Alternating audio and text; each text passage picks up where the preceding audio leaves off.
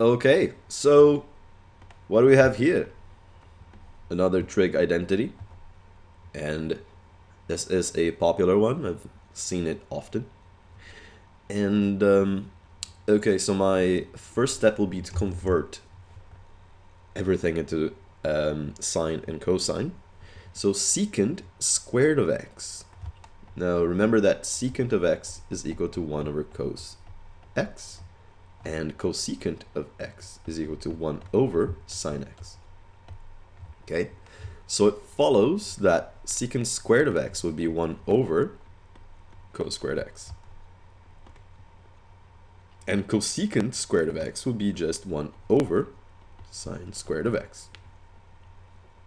Because we're just squaring them, right? So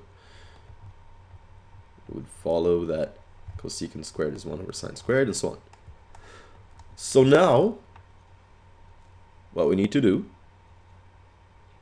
is that we need to find a common denominator so that we can combine these fractions.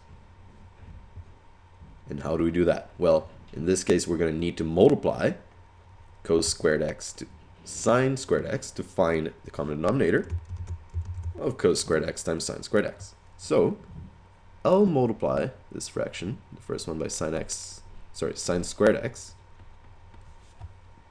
over sine squared x, and the second one by cos squared x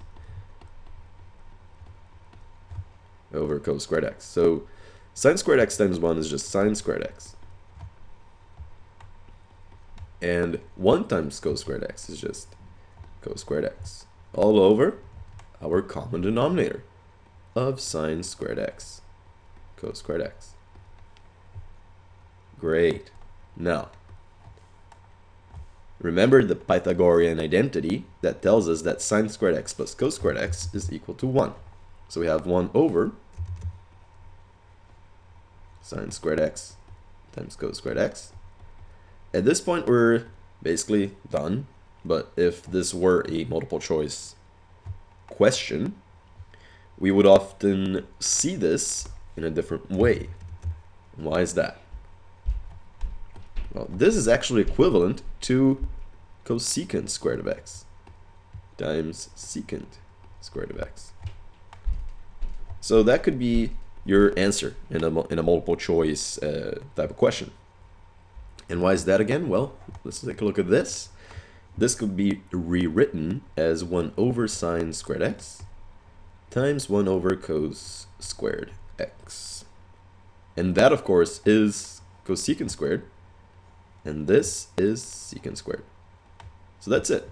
I guess I would leave the answer like that in most scenarios. Unless your teacher told you, oh no, you can leave it in terms of sine and cosine, then we would leave it like that. That's it.